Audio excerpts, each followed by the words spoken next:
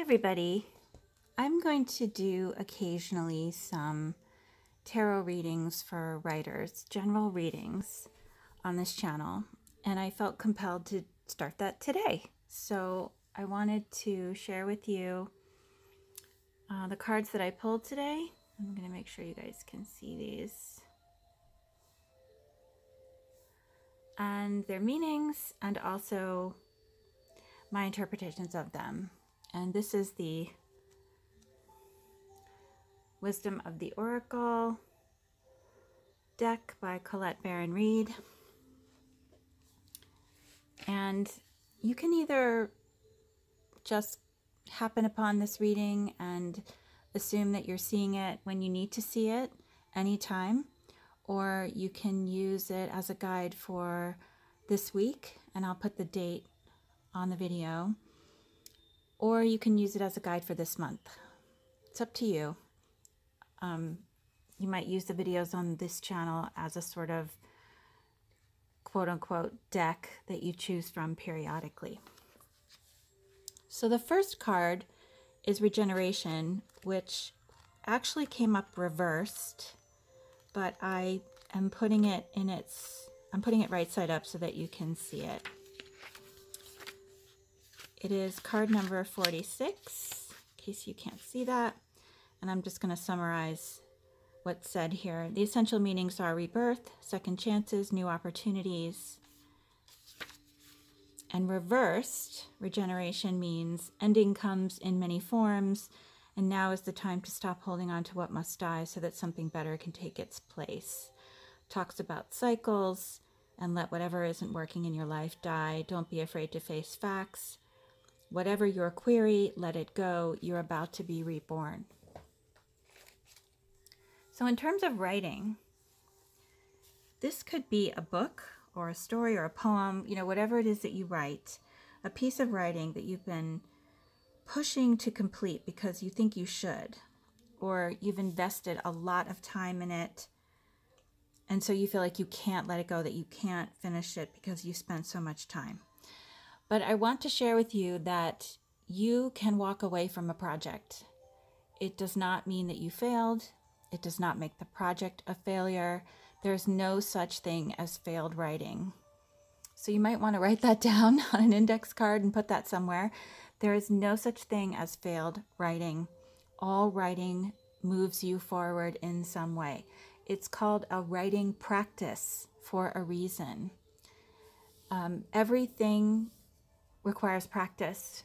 Most people who play the piano do not just sit down and crank out a symphony. They have to practice. Painters have to practice. Dancers have to practice. Actors have to practice. Yes, people sometimes have a natural talent for something, but it still is a talent that must be shaped and nurtured, and that requires, fill it in for me, practice. I think this is the #1 thing that my editing clients and the people who take workshops with me struggle to learn. Everyone thinks they should be able to just write something amazing. Everyone thinks they can be a writer. And yeah, you can. But can you be a good one? That's the question. Can you move people? Can you tell a story that people fall into and lose themselves in? And if this is your definition of success, publication, can you publish it? Anybody can write something down. Whether or not it works, quote unquote, as a complete piece that can go out into the world and do something is a different story. And I'm not trying to contradict myself. There are pieces that you write that succeed personally for you as a practice, and there are pieces that go out into the world and succeed for others, and pieces that do both. Sometimes the things we think aren't going to resonate with people do, and they succeed, and we don't know why. It just happened, and we're not sure of them, but they succeed. There's a little bit of mystery there too. So, consider how might you be sticking to the known, the tried and true, a template of a type of story or a way of writing that you've been doing for a very, very long time. And it's now time to take a risk. Try something new that may make you feel uncomfortable. Maybe this is a sign of that. So put it aside. feel like you can put it aside. You can take a break. Put it aside. You may never come back to it, or you may find it years from now in your files and know how to finish it or revise it completely. That's happened to me with stories and poems that I have not looked at for anywhere from 2 to 6 years. And I suddenly knew how they should be finished and what they should look like. And I may have only taken a sentence out of the piece or a few lines or a stanza out of the poem, and then I can crank it out and it's done. Just like that. I think everyone has a story like that. It's moments like that that really make you feel happy and positive about writing and like you can move forward. So this may also be a character or a quote-unquote darling in your poem or story that you're protecting, when that character needs to actually die, so literally die, or in your story, or be completely different. Or it may be a part of your writing needs to go, a stanza, a few pages, whatever doesn't serve the piece, but you're holding on to it because you love it. That's what a darling is. And that comes from Arthur Quiller Coach, who wrote Murder Your Darlings. And that has been changed in many ways and altered to the more famous Kill Your Darlings, which I think Faulkner said, and that's usually where people think they've heard it. But it was actually Arthur Quiller Couch that said it in I believe it was a lecture he gave at Trinity College. And it's just, there may be a piece of something that you truly love and it's really fantastic writing, but if it doesn't serve the story, etc., then it needs to go. And of course, save it. Put it in a fragment file or somewhere in your computer so you don't lose it. Anyway, this might be a character or a plot line or a poem in a collection that you're trying to write that needs to go, or a stanza that needs to go, or something. But basically the bottom line, let go of the vision you have for the piece so it can be reborn in a better version that is more successful. Getting back to you, you can let go of a vision of yourself as a writer or a poet or a playwright or whatever. Let go of that vision and see how you aren't that person anymore. So what I mean by that is, what story about yourself as a writer have you been holding on to that has changed? Maybe make a list of skills or experiences, risks you've taken, successes you've had that prove that you're different than who you thought you were and that maybe you're playing too small. Just looking at the specific word query here, if you've sent some query letters out and haven't heard back, then that's your answer. Let them go. Stop sending your energy in their direction, wondering what happened and wishing you'd hear back. Just move on. Take another look at your book or your story, or an article if you queried a magazine or something, and look at your query letter and see where you can make changes. Just to touch on the word query and that meaning. So the next card is number 33, Chaos and Conflict. Let me just look at the book.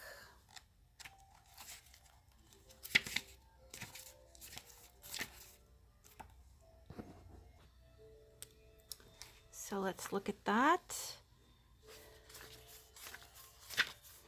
Sorry, you guys, I keep turning to the wrong page. Chaos and conflict, essential meanings, disarray, being at cross purposes with another, the tension of opposites, the value of chaos before order. Consider the value of chaos that serves you well as you become unmoored by it, scattered to the winds, you leave behind the parts of yourself you no longer need and disperse seeds to reinvent yourself anew. Although the conflict appears to exist externally, its essence is also internal, projected outward and causing disarray.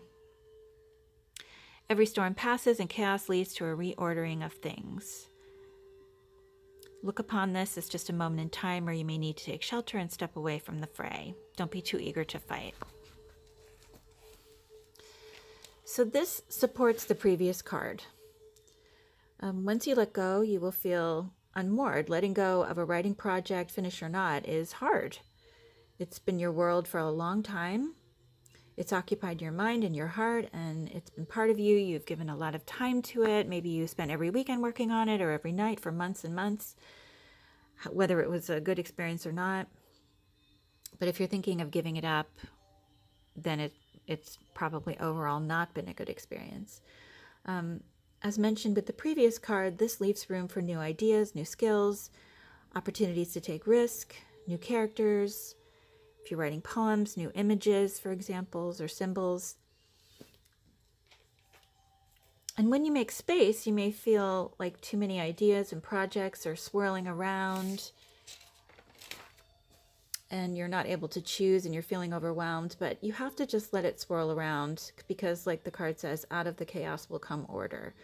Something new will emerge and it will be clear that this is your next project or that this new idea is where your story or your poem should go. Just try to sit with it. It could also be the new version of yourself as a writer taking shape. And you have to learn to be more comfortable with it. If you made that list I suggested about how you've changed as a writer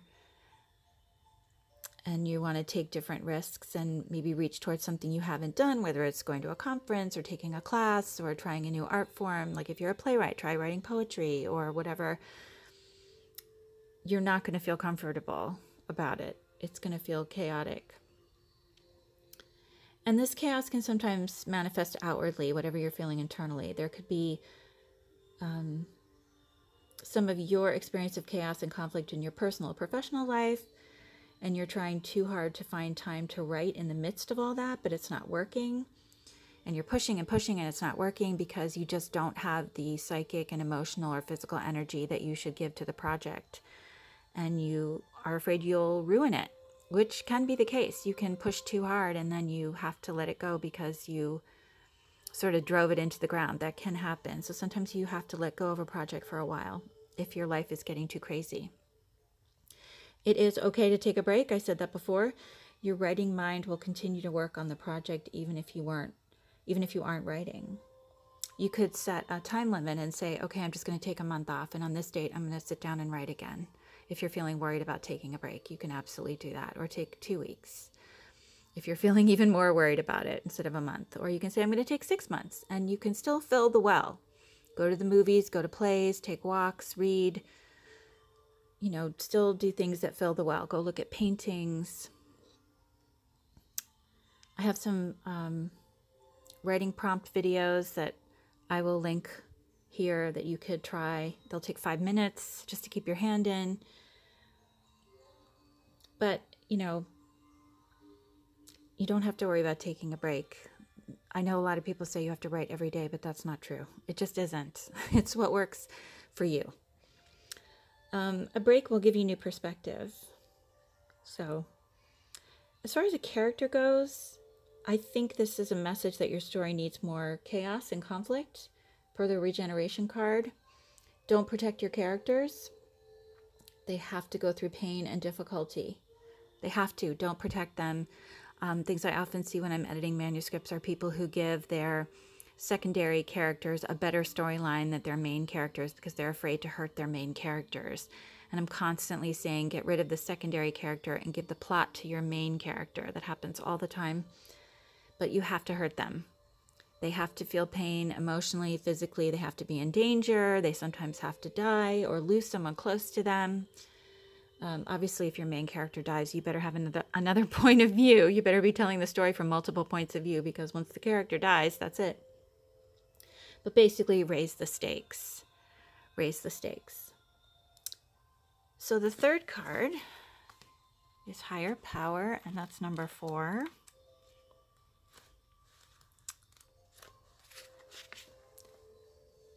And I'm going to sort of take this metaphorically a bit, but this card reminds you that you are more than a person trying to get ahead and make things happen for yourself and others. You have an immortal soul and are gifted with a human life through which a higher power can express itself.